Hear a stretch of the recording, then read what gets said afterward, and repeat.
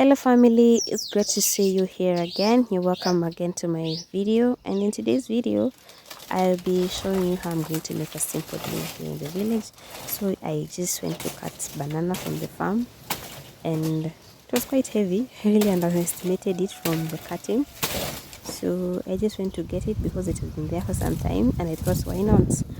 My kids don't love banana so much, but I have to sometimes because I don't cook it so frequently. So I'm just going to be making banana and potato stew that I'll be going along with some chapati.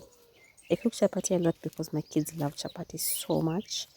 And of course I'll be doing out here in my kitchen. So I've just got my banana and it is ready for cooking. One thing about being here in the village is I really get most of my things readily available from the farm.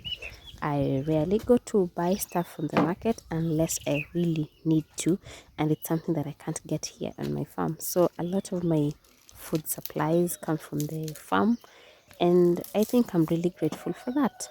And one thing about me that I've not been living in the village for quite some time.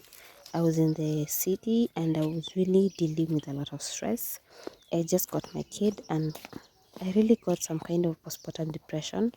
I don't know. And when I get back to the village, I decided to go to the village to stay there to get my mental sanity. And it has really, really helped me recover the peace, the serenity, and the relaxation here in the village has really been amazing for me. It has really done wonders for me.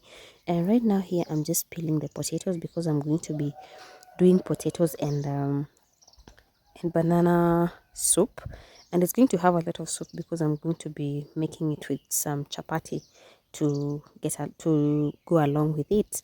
So as I was saying, I was really going through a lot during that time before I really made that decision to come to the village to stay, because my mental health was really at stake. And what I would say is it has really helped me. I can't complain. I can see the difference. I'm really getting back on my feet and I'm doing well. And I'm really appreciating that decision that I made, that I will never regret it.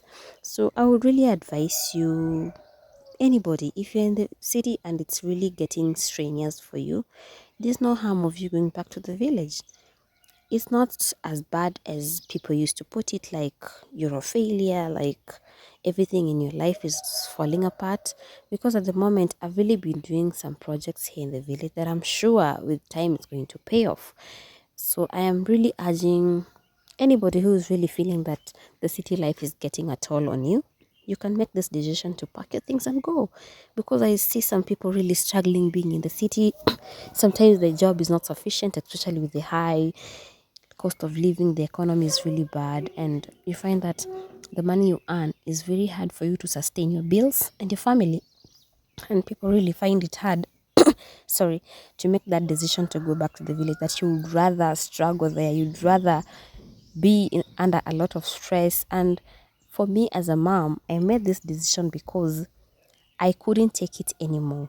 I couldn't take it anymore because me being not in a good mental state made me feel like I would not raise my kids in the best way that I could.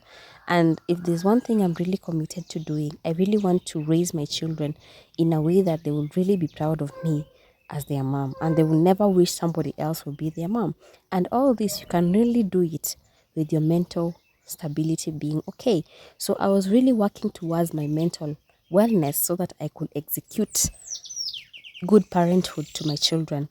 So that is what I did. Right now I'm just mixing and frying the onions and tomatoes, and then I added ginger and garlic paste to the mixture for me to get that stew. And then I had some pre-boiled chicken breast just for some meaty taste so that it doesn't become so plain, and added some turmeric for color. And then I added my potato and banana and then mixed them properly to fry into the ingredients, so that I will add some water and bring it to a boil.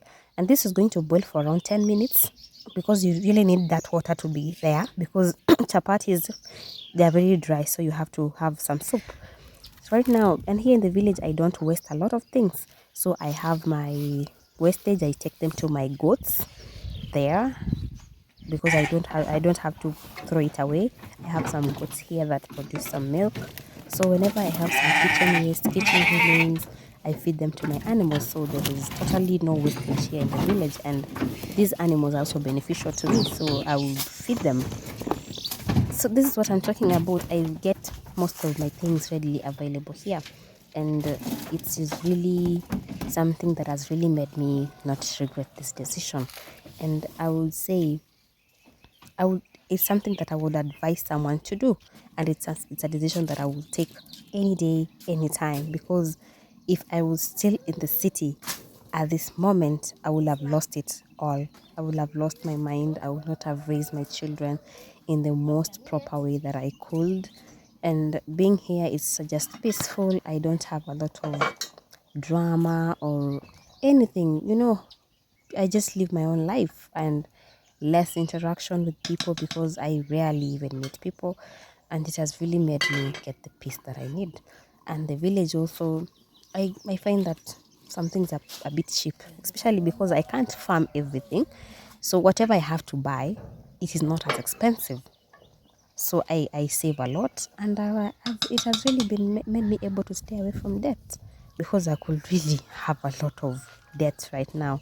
So at this moment, my soup is ready. As I told you, the soup is supposed to be a bit runny because I'll be doing this with chapati, and chapati needs soup. So this stew is ready, and my kids will really love it. I know they would. So at this moment, I just put it in a bowl, and then I'll put it aside for preparation of the chapati. Then the sufuria has suited really caught on my bowl, so I just had to do a little bit of wipe because before I take it to the dining room, and voila, as you can see, looks amazing from the eye. You can tell, right? At this moment, my dough is ready for my chapati. You'll be wondering why I cook a lot of chapatis so many. I cook chapati around 4 times a week because my kids love chapati, and I am really committed to making my children happy. Whatever they want, they get it. They want to eat it every day, I'll cook it. So don't worry about this. So, and before I was not really good at making chapatis until I learned well.